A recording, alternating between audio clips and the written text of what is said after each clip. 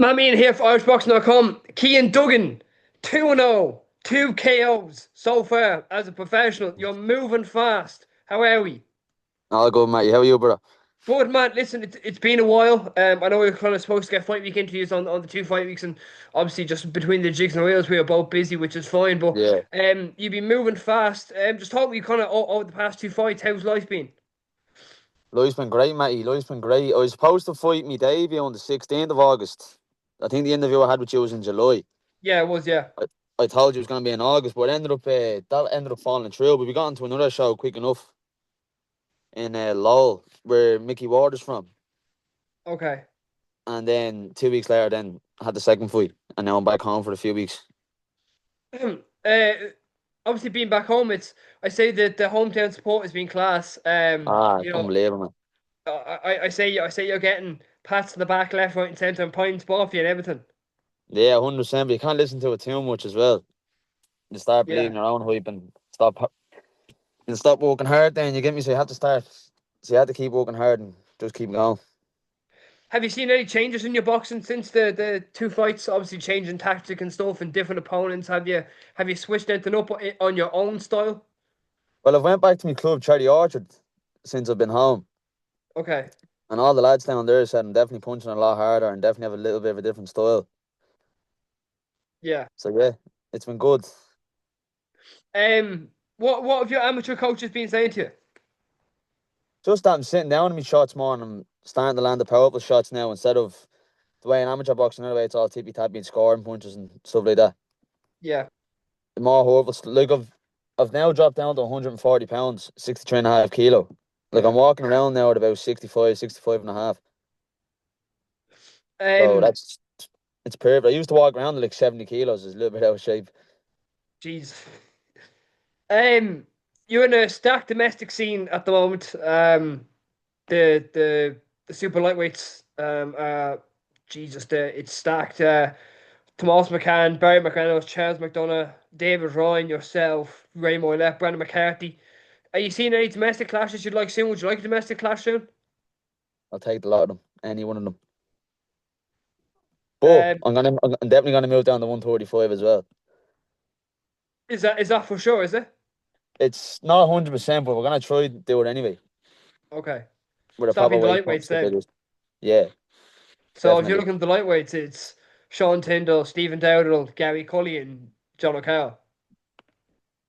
I think John O'Carroll and Gardy are a bit ahead of me now at the minute, but the other two I'll take no problem. No disrespect to any of them. Yeah. As you know, I'm not Listen, a disrespectful business fighter, is but business I'll at the take end of the anyone. day. That's it. So It's all business. It's all business.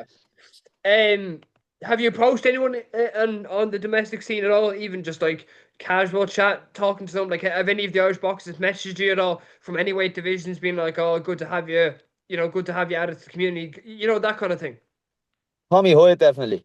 Tommy Hoyt was over with me. He was fighting Yeah, on the same card as me, so me and him got good friends, yeah. Tommy Hoyt's sound he is. he's a nice guy, isn't he?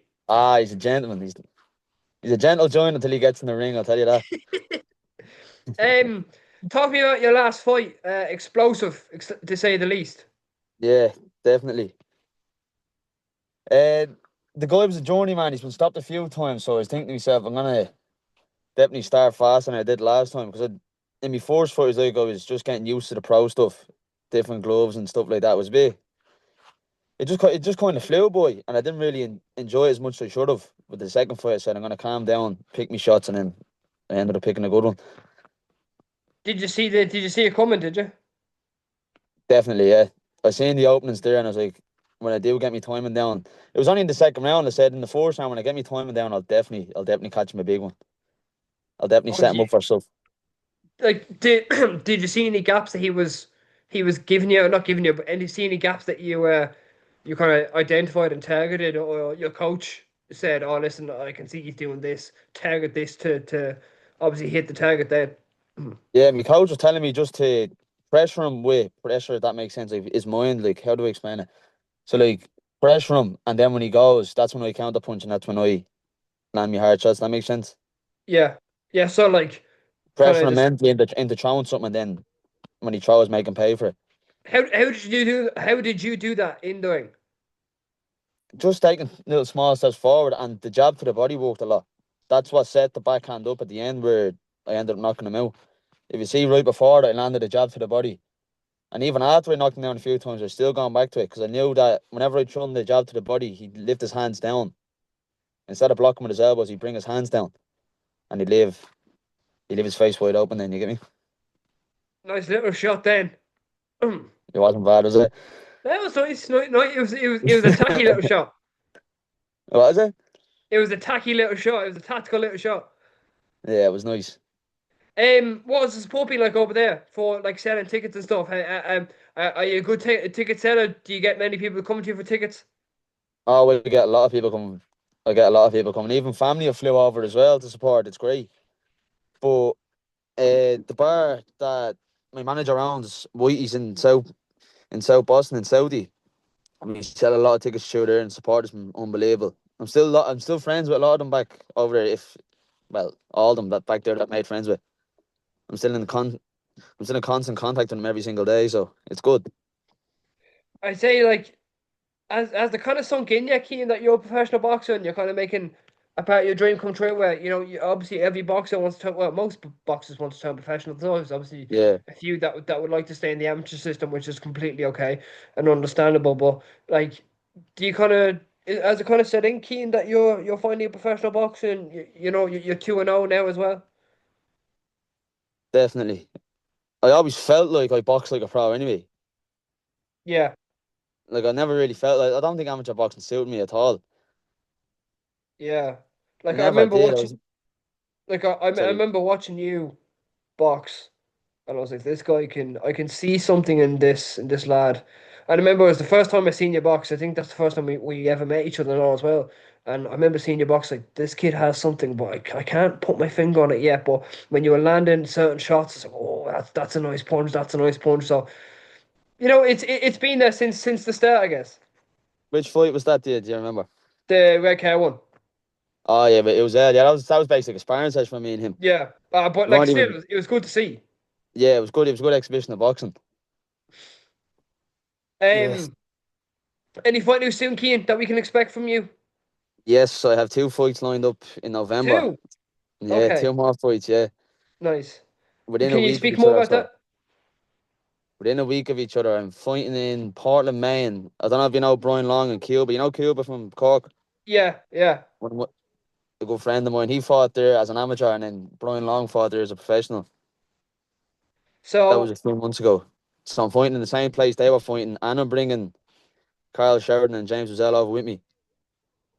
geez, you're bringing them all over. So the Dublin boys are going to take over Boston once again.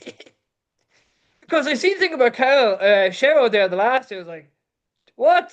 How's that come about now? What? They're all getting it through me, don't they? Yeah. They're all getting it through me. Nah, nah. To So be fair, they deserve it. They're good lads. I Some of was my gonna best message mates they are. So Cheryl and be like, lad, what's going on here? But then I obviously kind of knew. I was like, no, fucking sure. Kino has set it up anyway. So like, what's the point in messaging if I already know the answer? nah, they deserve it. Like they might. I've been best mates with the lads. Obviously, since we joined the same club that at the start of this year, but I've been mates with the lads ever since we're 14, 15. Since we've been kids, you get me used to spar each other a lot and stuff like that. Can you go into how those sparring sessions used to go? I didn't spar Carl until we started in the same club together. But me and Uzel used to have good spars when we were kids. Yeah, we were always around the same way. So you used to be Carl, slapping the heads off each other. yeah, Carl's a little midget, so he only grew now the last 6 months. So,